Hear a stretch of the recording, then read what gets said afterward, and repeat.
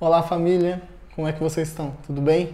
Espero que vocês estejam bem. Nós oramos para que vocês estejam bem.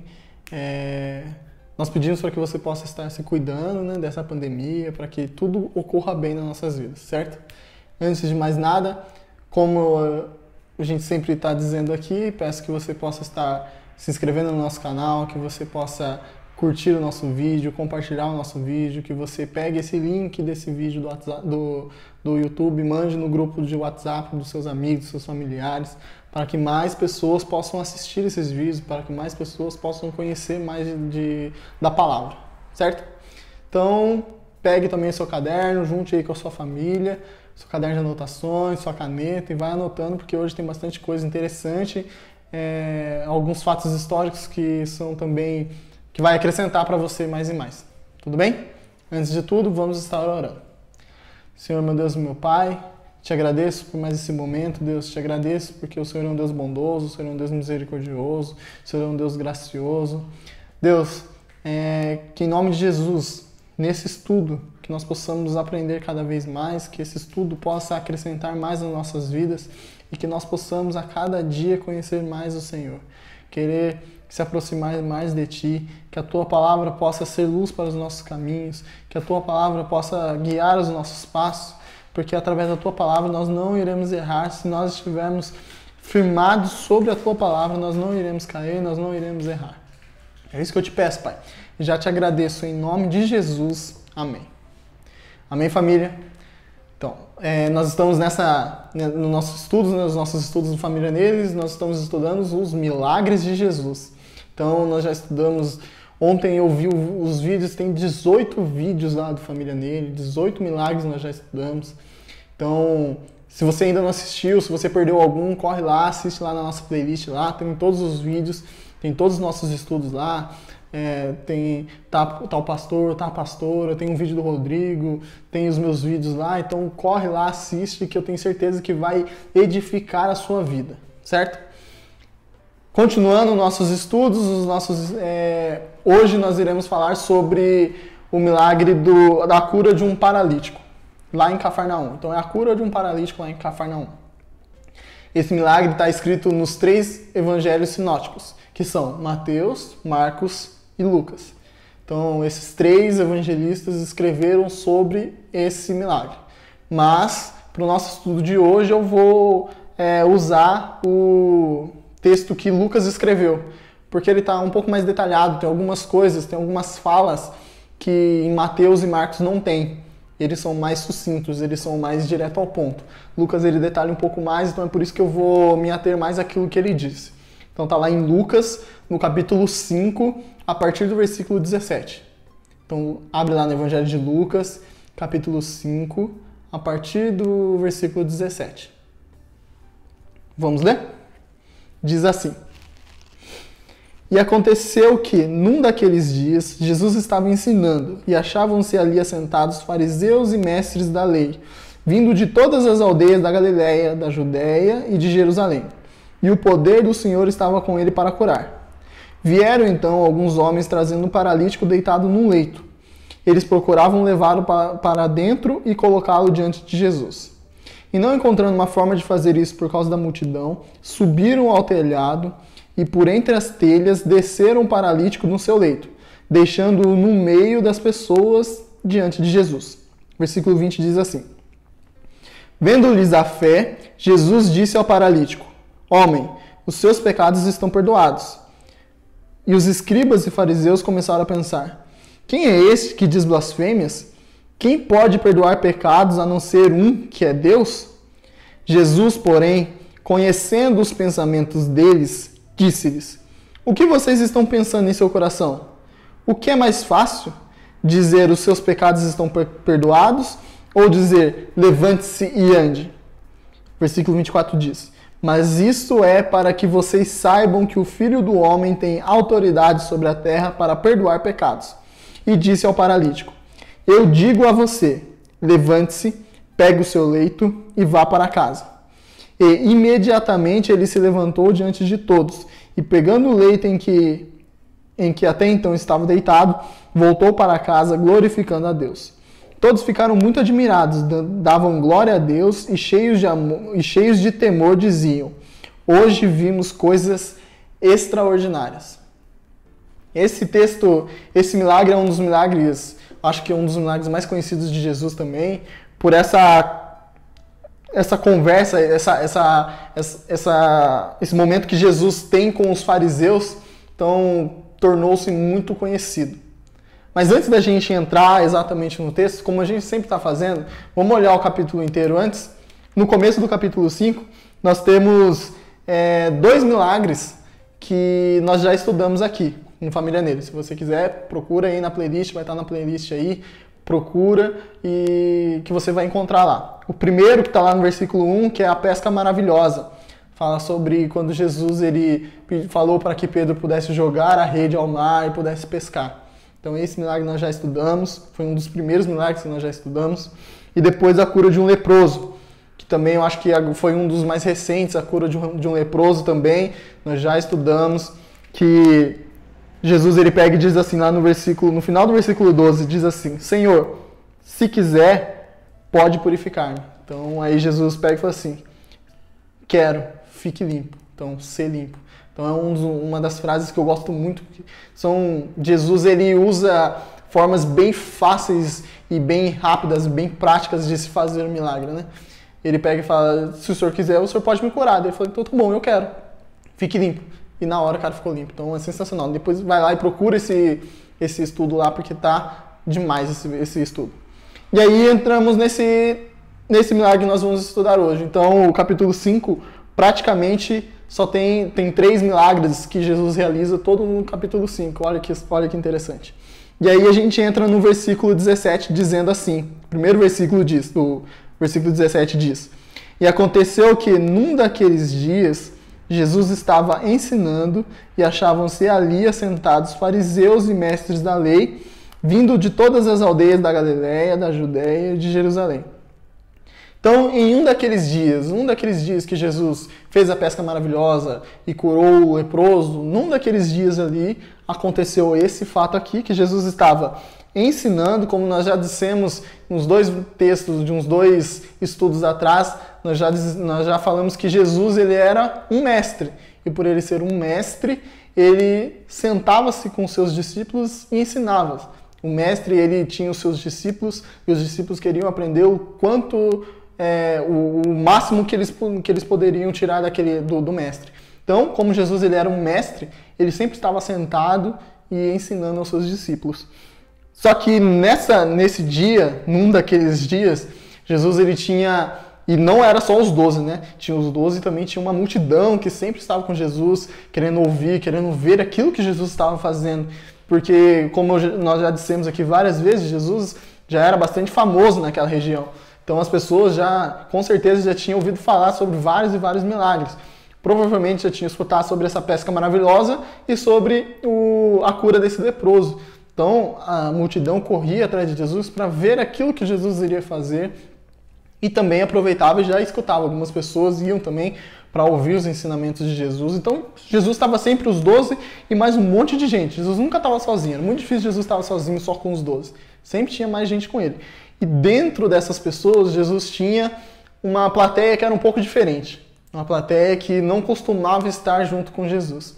Que eram os fariseus e os mestres da lei. O pastor já tocou em um dos vídeos que ele falou, já tocou sobre esse assunto e hoje eu quero falar um pouco mais sobre ele. Sobre os fariseus e os mestres da lei. Algo aconteceu no final do Velho Testamento para o Novo Testamento. Lá o último livro do Velho Testamento, que é Malaquias, e o Novo Testamento, que começa, o primeiro livro é Mateus, entre esses dois aconteceram muitas coisas. Se você for aí na sua Bíblia, abre aí a sua Bíblia aí no final de Malaquias, vou abrir aqui com vocês. Tem aí o Malaquias 4, Malaquias 4 até o versículo 6. Acabou Malaquias, geralmente a sua Bíblia tem uma folha em branco, não tem? Para dividir o Velho do Novo Testamento. Sabe o que significa essa folha em branco? Essa folha em branco significa os 400 anos que teve um silêncio profético da parte do Senhor.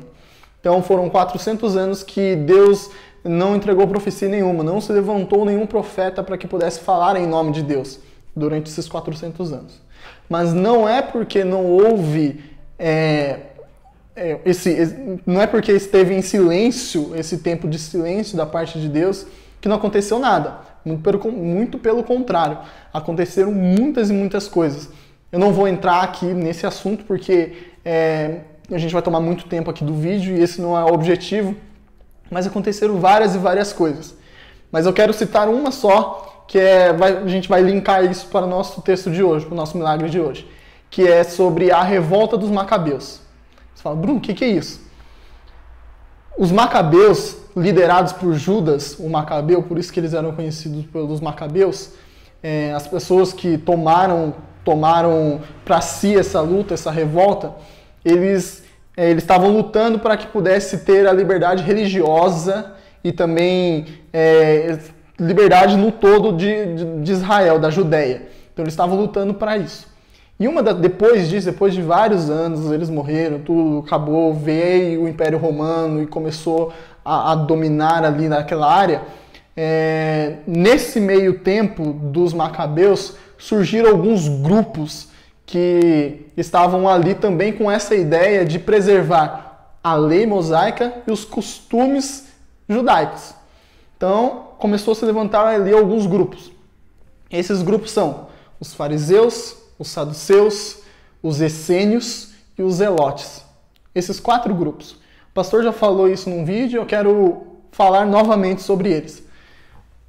Se você reparar, do Velho para o Novo Testamento, parece que é um novo mundo. Aconteceu alguma coisa que mudou completamente. Você vê o que acontecia no Velho Testamento, e aí na hora que você começa a ler Mateus, você fala, o que aconteceu aqui? Muita coisa mudou, e muita coisa mudou mesmo. Por exemplo, esses grupos não existiam no tempo, por exemplo, de Davi, no tempo de Salomão, no tempo dos reis de Israel ali, no tempo de Moisés, no tempo dos profetas, Daniel, Ezequiel, Isaías, Jeremias. Todos esse povo aí não existia, os fariseus, saduceus, os zelotes, nenhum deles existia nesse tempo. Aí nessa virada de chave do Velho para o Novo Testamento surge esse povo. Então eles surgem através da revolta dos Macabeus. Foram eles que iniciaram esse movimento de poder proteger esses costumes e a lei mosaica. Então nasce aí desse pensamento do Judas Macabeu, eles lançam uma semente aí para poder brotar tudo para nascer essas pessoas que protegiam, que seriam essas pessoas que iriam estudar a palavra, que iriam estudar a Torá e guardar os costumes judaicos. E é por isso que surgem os fariseus. E os fariseus, eles aqui com Jesus, eles sempre, no Novo Testamento você vai ver, principalmente nos evangelhos, você vai ver que Jesus tem vários embates com os fariseus. Por quê? Porque os fariseus eles ocupavam o maior número no sinédrio. Então o maior número eram os fariseus. Depois vem os essênios, depois vem os saduceus. Os saduceus eles eram um pouco menos que os fariseus, porque só poderia fazer parte, ou as pessoas que faziam parte dos saduceus, eles eram pessoas que tinham dinheiro, era da classe alta de Israel. Então não era qualquer um. Então os saduceus, e também eles tinham uma visão um pouco diferente também ali, era alguma seita também de Israel ali, dos judeus. E aí vem os essênios e os zelotes que são um pouco menos. Mas eu quero incentivar a vocês para que vocês possam pesquisar isso. A história dos Macabeus está lá na Bíblia Católica, ela tem primeiro Macabeus, segundo Macabeus. Na nossa Bíblia cristã evangélica, não tem o primeiro e segundo livro de Macabeus, porque eles não são livros canônicos. Eles não são livros que foram inspirados por Deus. Então, é por isso que não está aqui. Mas não é porque não foi inspirado por Deus que não é importante. É muito importante historicamente, porque ali você aprende muitas e muitas coisas. Então, eu incentivo você a procurar primeiro a ler sobre a história dos Macabeus. Procura, vai ser muito, muito interessante para você. E aí depois você também procura pesquisar sobre quem eram os fariseus, quem eram os saduceus, quem eram os essênios, quem eram os zelotes, o que eles pensavam, por que tinha essas 4 divisões, o que cada um defendia, qual era a bandeira de cada um, qual eram as diferenças de cada um. Pesquisa, coloca aí, se você souber, coloca aí já no comentário qual que é a diferença de cada um, o que cada um pensava. Se você não sabe, vai lá, pesquisa e depois manda pra gente, manda pra mim, manda pros pastores, coloca aqui no vídeo, depois no comentário, fica à vontade para expressar. Mas eu quero incentivá-los a pesquisar sobre isso, que é muito interessante para você. Certo? Então, continuando o nosso texto, Jesus ele tinha essa nova plateia, essa plateia que não estava no costume de estar ali ouvindo Jesus falar. Mas por que eles estavam ali? Porque eles estavam querendo achar alguma forma de incriminar Jesus. Eles queriam e já estavam planejando alguma forma de acabar com Jesus, porque Jesus estava fazendo muitas coisas que eles não estavam gostando ou que eram contra aquilo que eles acreditavam, que eles viam que era da parte de Deus. Então eles estavam querendo de alguma forma acabar com Jesus. E aí por isso que geralmente eles estavam ali por perto, querendo saber o que Jesus estava ensinando. Versículo 18, no final, no restante do 17, diz assim, ó, e o poder do Senhor estava com ele para curar. Então Jesus tinha poder para curar. Por isso que ele curou aquele leproso, por isso também que ele fez a pesca maravilhosa lá, peixe saiu do mar com tudo isso porque ele tem o poder sobre todas as coisas. Versículo 18 diz assim, vieram então alguns homens trazendo um paralítico deitado num leito. Eles procuravam levá-lo para dentro e colocá-lo diante de Jesus. E não encontrando uma forma de fazer isso por causa da multidão, subiram ao telhado e por entre as telhas desceram o paralítico no seu leito, deixando-o no meio das pessoas diante de Jesus. Então aqui no 18 e 19 a gente encontra já os personagens da nossa história. São esses 4 homens, esses 4 amigos, e aqui na Bíblia, na realidade, não diz que eram 4, né? Falam que eram alguns homens, nós somos levados a crer que eram 4, porque cada um levava numa ponta.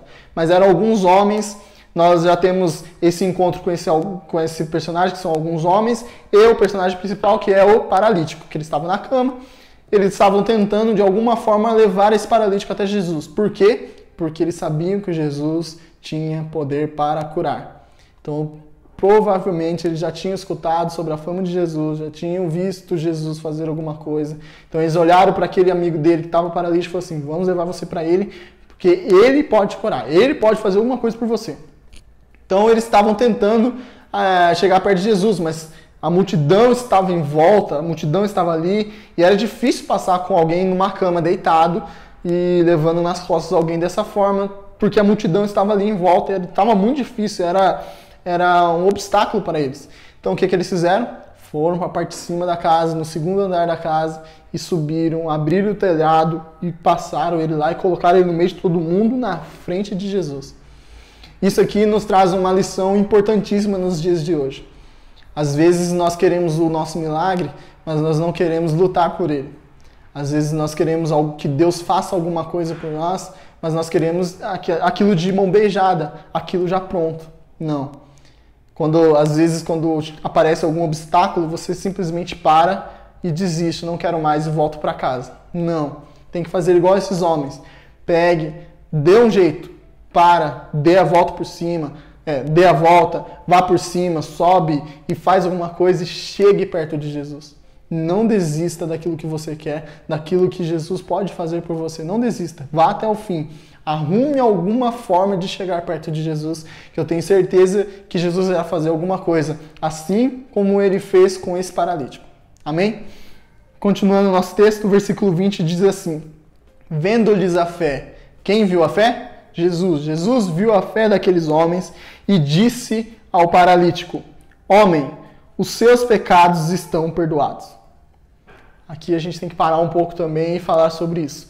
Jesus ele pega e olha para aqueles homens, olha para aquele paralítico, vê a fé que eles têm e resolve fazer algo do qual eles não estavam esperando. Eles foram até Jesus para quê? Para receber a cura, para que aquele homem pudesse se levantar e começar a andar. Mas Jesus ele olha para aquele homem e diz, os seus pecados estão perdoados. Isso muda toda a forma daquilo que as pessoas, da plateia que Jesus tinha ali. As pessoas já estavam esperando que Jesus pudesse fazer algo milagroso, que eles pudessem ver aquilo. Mas Jesus, ele pega de novo e quebra expectativas. Da mesma forma que ele quebrou expectativas no milagre da multiplicação dos pães e dos peixes, Jesus aqui também ele quebra as expectativas dos seus espectadores, daquelas pessoas que estavam ali ouvindo e aprendendo dele. Ele pega e diz: os seus pecados estão perdoados. Isso era uma prerrogativa somente de Deus. Isso é uma prerrogativa somente de Deus. Somente Deus pode perdoar pecados.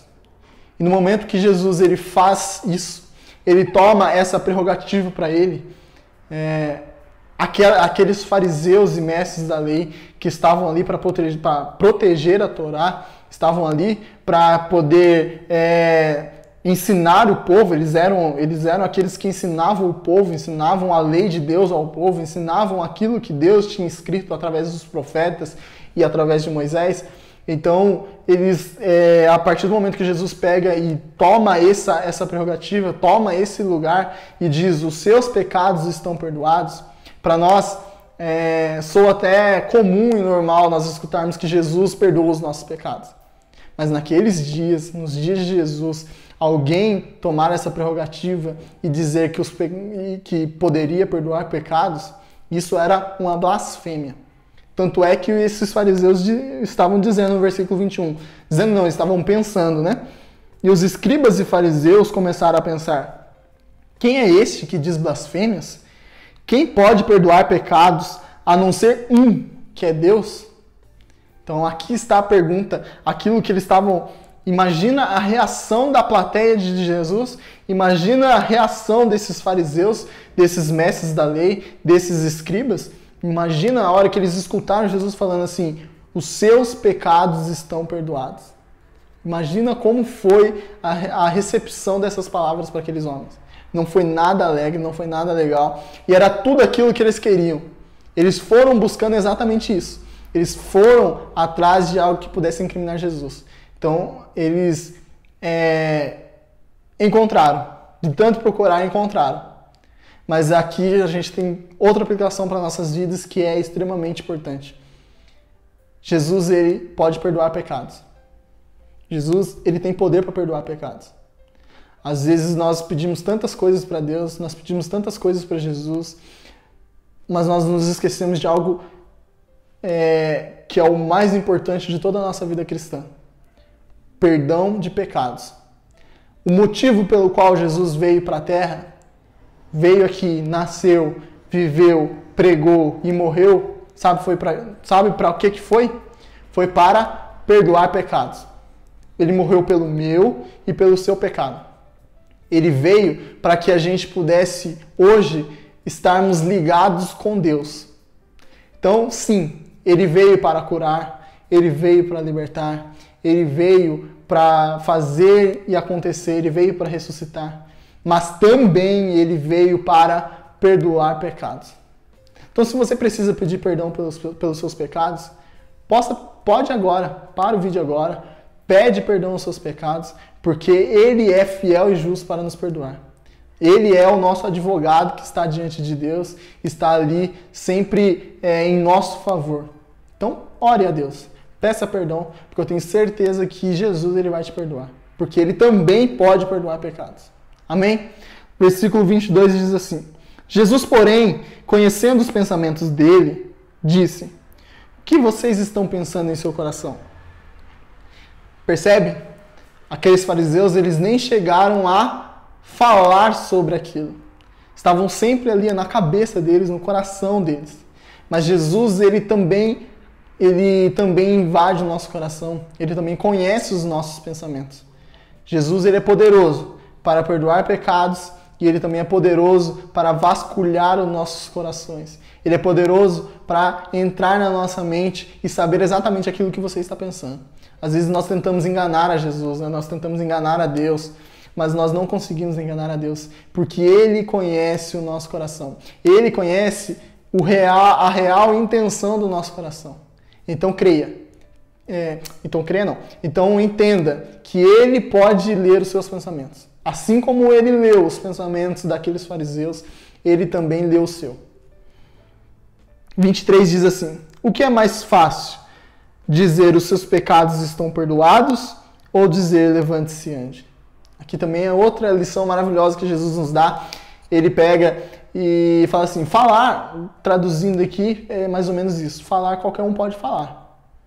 Falar que os seus pecados estão perdoados é fácil. Eu posso falar. Mas dizer levanta e anda é só para aquele que está ligado completamente em Deus.